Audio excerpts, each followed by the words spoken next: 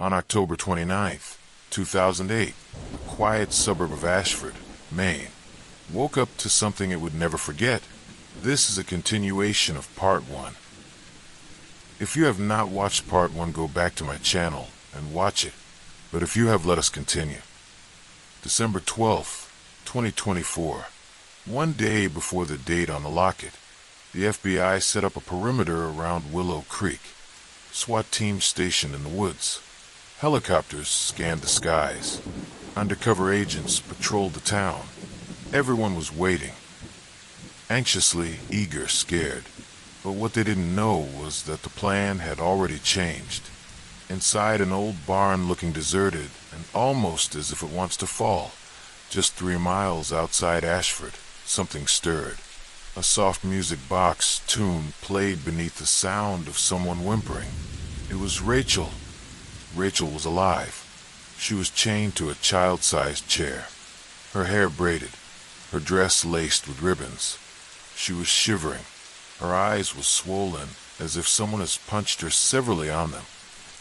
And in front of her, for cameras, there was a woman who appeared to be in her late 30s, in a white mask. The woman was standing a bit away from the cameras, so she does not show in the recording. "It's almost your birthday, Gretel," the woman cooed. "Time for your big scene." Meanwhile, back in Ashford, at the hospital recovery room, where she was recovering, Emily Green woke up in a cold sweat. "She's not in the park," she said. "What do you mean?" The agent sitting on the chair by her side asked. "They changed it. They changed the story. They're moving it to the barn. The red barn, near the train tracks. That's where they dressed me." Emily replied. Within 20 minutes, local police teams converged on the area around the barn. And what they found was worse than any of them imagined. The barn was rigged with cameras and lights. Cameras lined the walls, each one streaming to a dark website that was now live. Before we continue, do kindly subscribe to this channel. Also like and share its contents. Tell us in the comment section what country you are watching from. Now let's get back to the story. Inside the barn, the scene was set like a twisted fairy tale. There was a gingerbread backdrop, also candy cane bars all around. A fake forest made of plastic trees and tinsel. Rachel was center staged, and the woman beside her wasn't Deborah Wills. It was someone else, someone older, someone no one has ever suspected. Principal June Keller. Principal June Keller is the woman who had comforted parents that lost their kids to the killings. The woman who organized the candlelight vigils. The woman who stood in front of the media for months. She was the first one to report Lucy missing in 1992. Now she stood with a scalpel in her hand, in front of Rachel. Humming softly, FBI agents broke through just in time. They took her down just before she could cut off Rachel's head.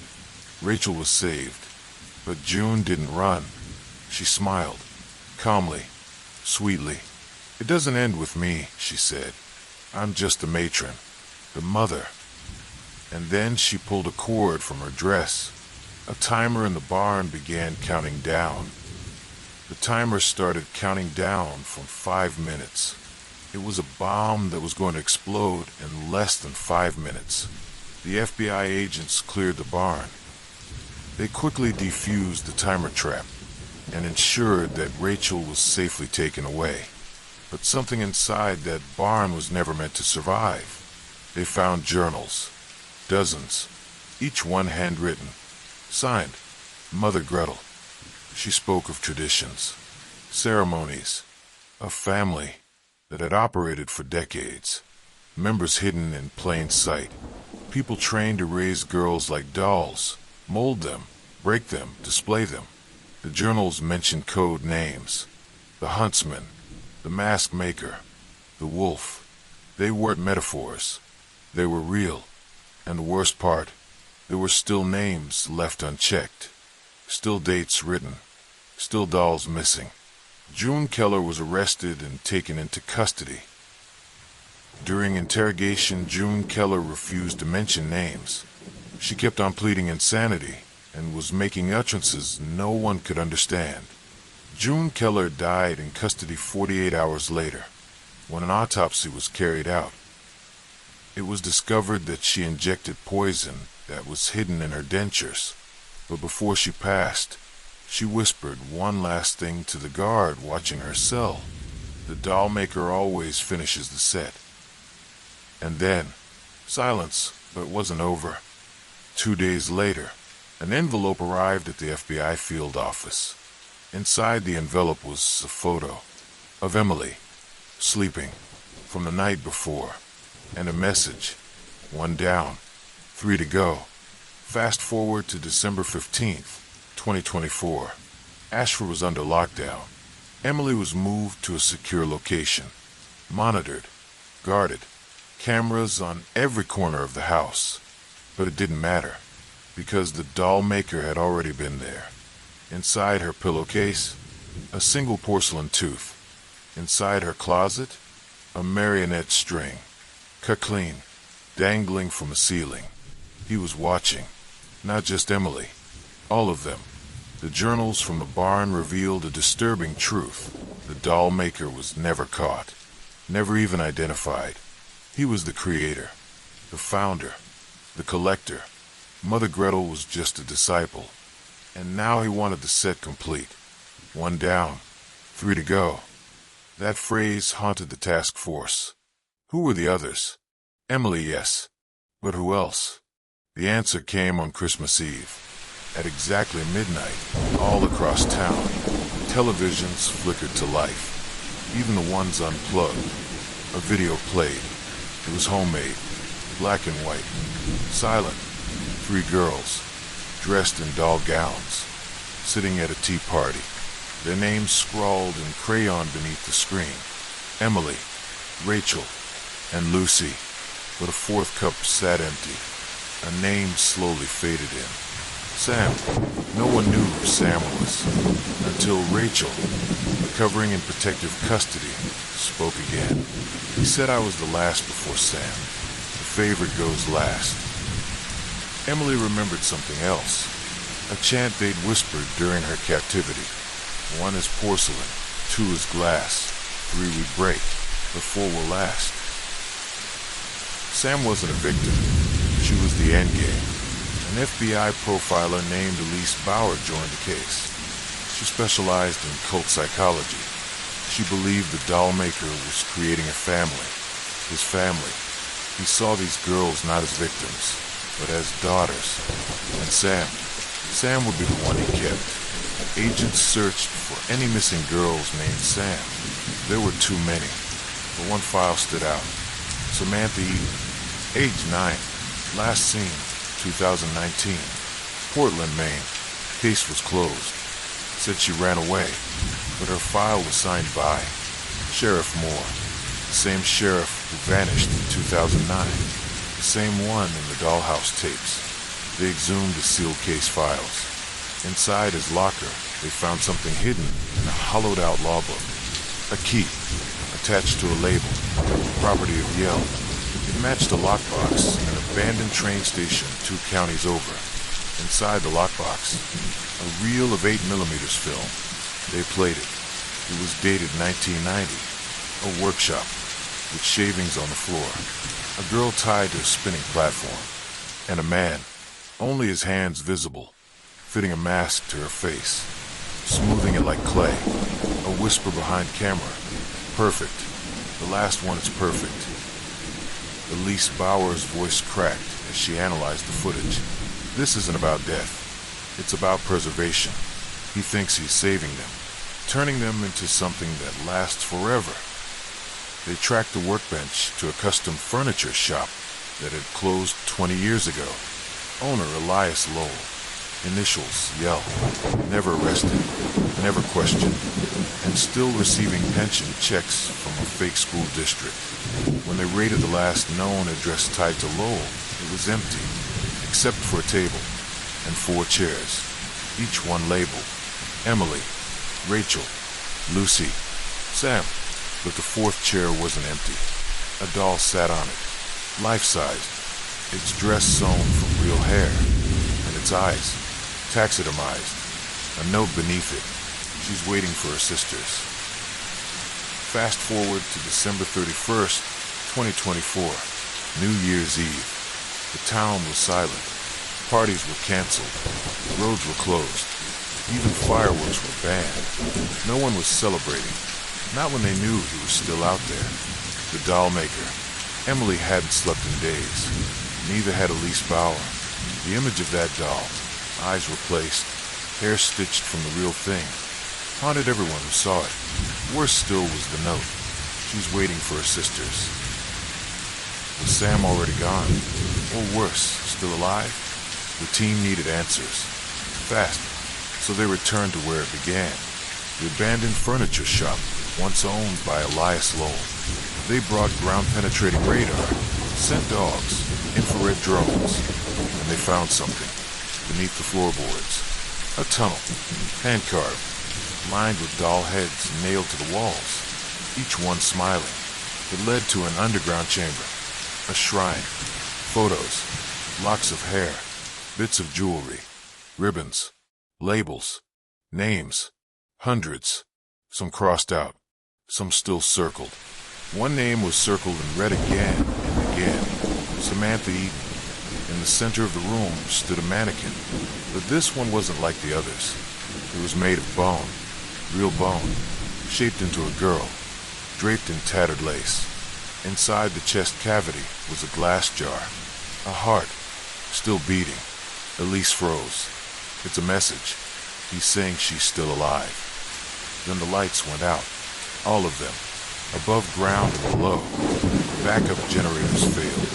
Communications went dark, and on every agent's phone, a new video appeared. Unmarked, they played it. It was footage from inside Elise's own home. That night, her sleeping, breathing, then zooming in on her daughter's face, whispered through static, "We must become one." Panic erupted. The task force rushed to Elise's house. She was gone. So was her daughter. On the kitchen wall, a message carved with a blade. The mother must lose a child to become one. They understood now. The Dollmaker didn't want victims. He wanted family. Daughters, mothers, sisters. He was rewriting the idea of love through horror, and Elise Bauer was next. But she left him one clue. Before disappearing, she had taken a photo of a page from the shrine. It was a map, for locations marked with excess. One of them was crossed out, Rachel's barn. The second, Emily's childhood home. The third, an old orphanage in Bangor. And the fourth, still untouched, a lighthouse, shuttered since 1971, perched on the cliffs of Widow's Bay. With nowhere else to go, the agents raced to Widow's Bay. And what they found wasn't a lighthouse. Not anymore. It was a house of mirrors. Walls turned into reflective glass, each one etched with writing. See what they made you. See what you are now.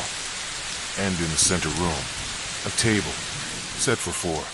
3 girls, 1 woman, all in matching gowns. Elise was there, eyes glazed, whispering lullabies.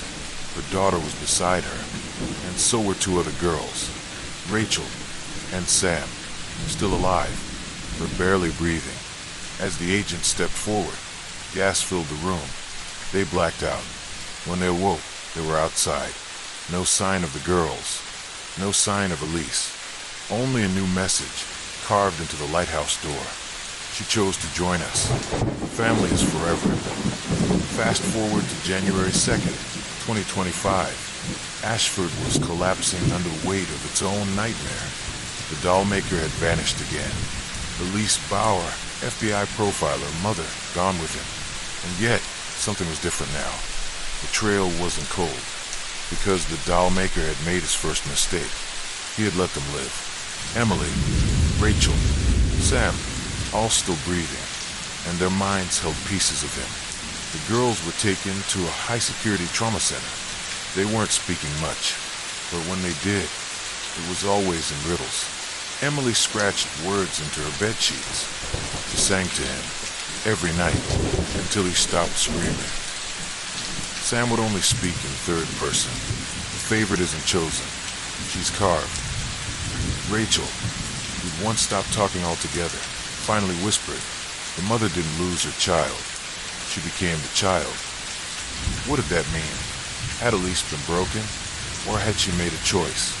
Agents found a second tunnel beneath the lighthouse, deeper than the first, and inside more rooms, each one themed. A nursery, with cribs made of piano wire, a classroom, chalkboard filled with bone dust equations, and finally, a theater, one spotlight, one empty chair, a script resting on the seat, titled Reunion.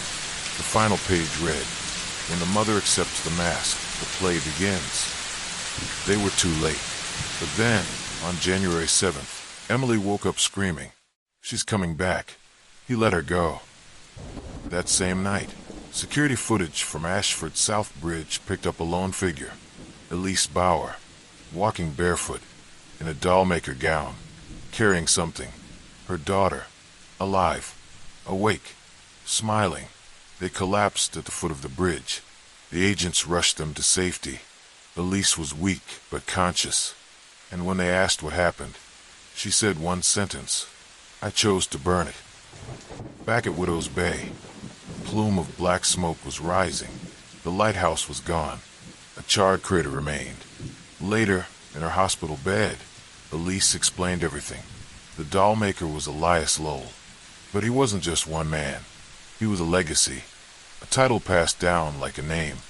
Mother Gretel was his disciple. So were others. But Elise, he wanted Elise to replace him.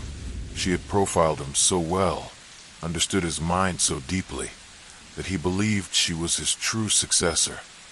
So he gave her a choice. Join him, or burn it all down.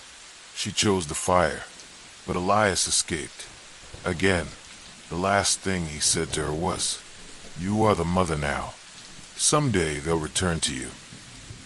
And maybe he was right, because Rachel still draws pictures of Elise. Emily calls her mama in her sleep. And Sam sings lullabies Elise never taught her. The task force was disbanded. The case was sealed. But something remains unfinished, because one room in that underground shrine was never found. The one labeled the workshop. And 2 weeks ago, on Valentine's Day, Ashford police received a single package. No return address. Inside, a porcelain mask with Elise Bauer's face and a message, "The Dollmaker lives." Fast forward February 28th, 2025. Ashford, silent again, but the silence this time felt heavier, tighter, like a breath held too long. Elise Bauer was home. She'd gone from profiler to prisoner to myth, and now she was being watched. Every step, every word, every blink. But she didn't care, because she knew he was still out there. She could feel him, every time her daughter hummed that lullaby, every time the wind shifted and smelled like ash and lavender. The mask was a message, a warning, and an invitation. The workshop wasn't just a room. It was where the legacy was made, and Elise had to find it before someone else wore the face. So she disappeared again. On March 1st, her bed was empty. No note, only a single doll, left in her daughter's crib, its mouth stitched shut, its eyes wide open. Tucked inside was a key. The tag said, "The place before the play." Only Elise knew what it meant. Lowell's childhood home. A burned-out farmhouse 2 counties over. Abandoned since 1963. Agents followed her trail there. What they found would end the Dollmaker story forever. The house had no door, only an entrance carved in the shape of a mouth. Inside were mirrors. Again, but these were different. They didn't reflect reality. They showed memories. Elise's mother, her childhood room, her darkest fears, her greatest guilt, and finally, a staircase. leading underground, to the workshop. It was real, and it was horrifying. Tables lined with mannequins in progress, faces in jars, skin stretched like parchment. A child's music box playing Twinkle, Twinkle on loop off-key. And in the center, Elias Lowell, alive, old, smiling, waiting for her. You came back. You always do. Elise didn't scream. She didn't run. She walked to him. No more games. This ends now. Elias nodded. He held up a scalpel. Then finish it. Become me. But Elise had brought something else. A match. One flick. One flame. One scream. The workshop lit up like dry bone and gasoline. Agents arrived too late again. They found her collapsed outside, covered in soot, breathing, holding a mask. Cracked. His mask. She handed it to them and said, "It's over." The fire burned for 9 days. Nothing was left. No Elias. No dolls. No legacy. Just ash. Elise was hospitalized, but stable. Her daughter safe. The other girls recovering. The FBI closed the case. Official statement. The Dollmaker is dead. The workshop destroyed. But a month later, a museum in Berlin received a package. No return address. Inside, a child's drawing. For girls. One woman, all smiling. And behind them, a man with no face. In red crayon, a single sentence. The Dollmaker teaches forever. The end. Thank you for watching till the end. Remember to comment what you would like me to tell you next.